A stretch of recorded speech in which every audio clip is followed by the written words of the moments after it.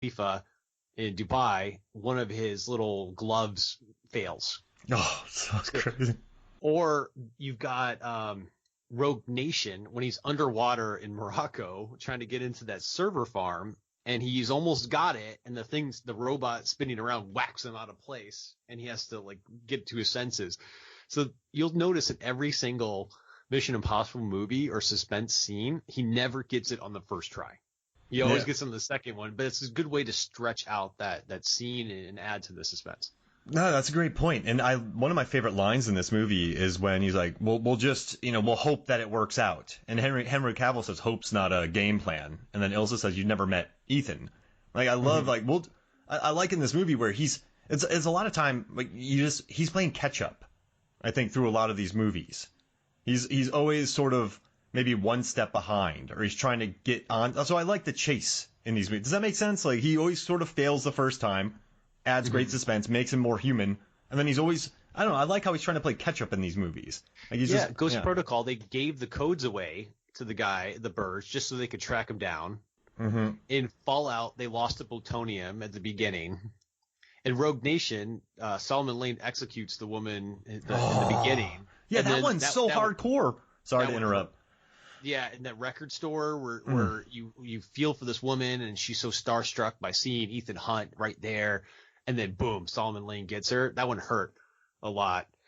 And, yes, you're right. He always gets someone else strikes the first blow, and he's playing catch-up the whole time. Like Mission Impossible, he's going after Voight. And just he's sort of... I dig it. It's I think it adds a little bit to the humanity of the character, too. So he does go through a massive motorcycle accident in this one without a scratch. But you're right. I do like how he fails, and he's playing catch-up, and hope is like his best chance, and he's just dogged on it. I think that's what makes people love the character, I would say. That's a good point. I never thought about that. That's a good way to sort of build your character. And this new one in Fallout, and I watched all the movies, this was the first time he ever said sorry. Wow. Maybe he said, I don't know if he said it to Kerry Russell in Mission Impossible 3, but in Fallout he said sorry 3 times. Oh. One was when he crashed the funeral, and he says, I am terribly sorry. when he was being chased to the funeral in London. The second time is when the female French police officer gets shot by the thugs. He said, I'm so sorry to her. And at the end, he said, I'm so sorry to Julia when they were in Kashmir. So the first time he's actually been apologetic, and that was a big character turn in the movie. Yeah, I guess there has been development for him throughout the franchise. I mean, this is the fallout of it all. I had no idea why they called it Fallout until Solomon Lane said it in one of his monologues. I'm like, why do they call this Fallout? And they're like, oh, okay, it's the fallout from your actions over the years. Yeah. Solomon Lane, he's good. That's a good actor. Oh yeah, you know what's funny? The voice and the way he looks. Yeah. He didn't want to come back after Rogue Nation. He's like, just kill me off. And then they bring him back and they put him in a tank and they swing him around underwater, and like they built that set when Tom Cruise knocks his vehicle into the water. Like that's a set that they built on a gimbal to spin around. So you have this guy that's, don't bring me back. I never want to come back. And then they bring him back and dunk him in water for like a week. They probably took a week to film that scene. He was not happy about that. It was kind of funny. Like, he had some funny lines in this one too. Like the part where they were driving around Paris, and then they take the bag off his head. And he's like, "Oh, that was Ilsa. Interesting." Yeah. He's like, "Good to see you, Ethan." They gave him some funny lines for a bad guy. Was that Ilsa? Like, interesting. Yeah, that was good. I mean, the guy's a good actor. I mean, he pulls off what they gave him, and you know what? Oh, I think because you and I had to push this back a couple weeks, and so then I keep watching it to sort of refresh myself. But I noticed the sheer amount. Did this pull you out? The more you watch this movie, the more you notice plutonium being said. And do you like plutonium as a MacGuffin in a film? It's just, I'm gonna poison the world's water supply. You're like, I don't know. And then they just keep talking about plutonium in this movie. Does that take you out of it? Does that hurt your repeat viewings of it? Yeah, but not until the third time. Yeah. Because there's so much in this movie that it takes a while for little things to start to annoy you in it. All right. Now, I just want to bring you back to my days working in a bar in 04, 05, and you would go there to the bar. And do you remember the bathroom in that bar? Yes. It was horrible. It's gross. Now, this bathroom in Fallout, I just realized this. It's immaculate. People have talked about it, but I'm like, these are the most polite ravers that I've ever seen in my life. Is that a French thing? Are they? Because they're all washing their hands. And no one was in there either. The floor's immaculate. If this is a rave, people are going to the bathroom. So that's the one thing I kind of thought about. Like, wait, this is I think it's just because you and I spent so much time watching it. You know what I wonder about that scene? They spent 4 weeks filming that bathroom scene. And I wonder about the construction guys on set and how many times they had to fix those walls and those sinks. That's like, I gotta do this drywall one more time. That's probably why it looked immaculate, because they kept having to redo it so many times over 4 weeks. Not the window again. I just replaced that. Yeah, and you know what I gotta say though about that bathroom fight and going back to Tom Cruise taking a beating. I mean, they showcased the decoy John Lark. I mean, that guy. Cavill gets beat up. Cavill gets knocked. Cavill's a brick. Like, so it's interesting in this. He's like, what did they call him to it? He's like a tank, but he's no, he's the hammer. The hammer. Ethan was the scalpel. But I mean, he's like a pretty surgical hammer. Like, he throws some pretty good punches. But what I like about Tom Cruise and what I like about these movies are, he will step aside for his co-stars to shine, I would say. And I like how he takes a beating in this fight. I mean, Ilsa ends up shooting him. They are down and out to this guy. So that's one thing I do like about Cruise. I think it takes someone with, he either understands the character really well or a lack of ego to allow him and Superman to get schnockered by decoy John Lark in this scene. And I dig way more intense though, because that was one bad dude, and he would have won. Yeah. If it wasn't for Ilsa Foss coming in and accidentally shooting him in the face. But you're right. That he allowed that guy to shine, and he was a legitimate badass. But there's two things I love about that fight scene. One was he took a pipe from under the sink and used it as a weapon. Mm-hmm. That to me is really creative. Like, someone had to think about that in the filming. So I don't know if they wrote it in advance or they were just looking around the bathroom at things that could be a potential weapon and figured out as they went. But that was a mean weapon. And that's something I've never seen before. I've never seen someone pull off a pipe from a sink to use as a weapon in a bathroom fight. So it's something that was new to me and interesting. But I think my most favorite part of that scene, and I think this is what Fallout does so well, is that they have these massive stunts, but they excel at the little things. Yeah. So Tom Cruise was going to hit the guy with a needle to knock him out. But then they were at the sinks looking in the mirror, and Cavill gave him up because Cavill made eye contact with the guy in the mirror. And the guy immediately thought something was up, and it forced Ethan to have to move on the guy. Mm-hmm. So Ethan could tell that Cavill gave him up by looking in the mirror, and then boom, the fight started. Is there a better way to start a fight than that? No. Is there? They built it up with solid suspense. Cavill did it on purpose, I guess, since he's John Lark. He sort of gave him the notice. And then he smashed him in the face with the thing to prevent Tom Cruise from taking his face.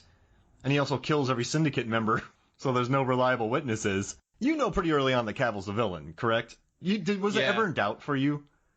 No, they gave it away when he took the cracked phone from the bathroom and then gave Angela Bassett a perfectly good iPhone. Yeah. So that was one giveaway. But they tried really hard to hide the fact that he was the villain. When they were meeting with the White Widow and her team and how he jumped in to explain about how awful Solomon Lane is. Mm-hmm. So it's like, would a bad guy really explain about how evil this guy is and try and tell that story? So they did a really good job of trying to hide that fact. Yeah, and just the inclusion of Cavill in this. The dude's Witcher, Man from U.N.C.L.E. It's nice to see him, and also in the commentary, man. So what we were saying about in the bathroom and how they discovered that every day changes for these guys. And so they're on set and they're like, oh, well, I'm not feeling this, so let's change this. Okay, like they changed the script. I mean, granted he broke his foot, and then Rebecca Ferguson, because of the production delays, she was pregnant, and she should have been done in time to be fine. But when they had to go back, they had to like write all around that stuff. But on set, if they see something or something different, you change it. So the production designer, like Wade Eastwood's the stunt coordinator. He's been doing Tom Cruise's stuff. Also, Wade Eastwood, he was a stunt guy on The Mummy, and then he was a stunt coordinator on Tom Cruise's The Mummy, which I kind of love. And then you have Wolfgang Steegman. He's the fight coordinator.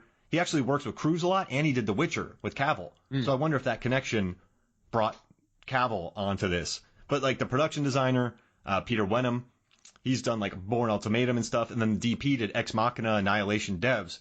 So it's really, these guys went into it though knowing that every day could change. So they're on set, but if Cruise sees something, or if McQuarrie sees something, they're going to go do it. So you can't just be, they warn you about it, but if they're on set and Cruise is like, how great would that be if we have this bathroom scene, and then it tells a story like this, and then you grab the pipe. You got to get on it right then and there. And so throughout the film, Cruise was talking about Cavill and just saying he was down for everything. We changed everything on him. He had to stay in places for months. He was always changing. He was always in helicopters. We changed everything, but he was always there. And so if you work with Cruise, it was interesting. Jake Johnson from New Girl, and he's in Mummy with Tom Cruise. He was talking about how he's trying to do half measures with Tom Cruise on set, and Tom Cruise stopped the production and like, no, you're getting zipped up, and he just zipped up Jake Johnson. And like, there's a scene in The Mummy where a guy was trying to half it, and Tom Cruise was not happy about it. He's like, we go full. So if you work with him, you just gotta go and do it. So it's cool, man. I think Henry Cavill learned a lot on it. They said nothing but love about him. But I tell you, man, I don't know if I'd want to work on one of those sets. I guess it'd be fulfilling, but whoo, it's a lot of work. Sorry, I love seeing thing. The interviews. All good. I love seeing the interviews afterwards and how close Cavill, Cruise, and Simon Pegg were. I mean, I was surprised they killed Cavill off after they were so close and they've been through all that together, and he was the perfect villain. I was actually really surprised at the end that they went that direction, because he's the type of villain I would love to see in the next movie. I think they casted Nicholas Hoult as the villain for 7, but then he had to pull out because of COVID-related production delays. So they brought in someone else. I forgot who it was, but Nicholas Hoult would be, I was really looking forward. Yeah, I've never seen him as a bad guy. I could totally see it. I mean, maybe a little bit in Mad Max. He's got the crazy side and the smart side, so I think he could shift directions. But that would have been really great. Yeah, that's I love hearing inspired casting choices. So I remember when Venom was coming out, and like Michelle Williams is going to be in Venom. I'm like, what? This is amazing. And then when they said Nicholas Hoult was the villain in Mission Impossible 7, I'm like, that's really inspired casting. Yeah, but I think you feel it immediately. But if you work on these movies, you just gotta do it. Yeah, it's gonna change every day. The script's gonna change. It's gonna and it's not. They like to discover it on set. And I think Tom Cruise is a producer too, so what he says goes. But I think his instincts have become pretty amazing, I guess, in regards. But maybe one thing too, I love the De Palma stylings in the first one, right? I love the John Woo stylings in the second one, even though it's insane. So those first ones were De Palma and John Woo films. Now they've basically become a Tom Cruise film. And I'm not saying anything bad about Christopher McQuarrie, but they're so collaborative. Do you think that's helped or hurt Mission Impossible? It's a good question.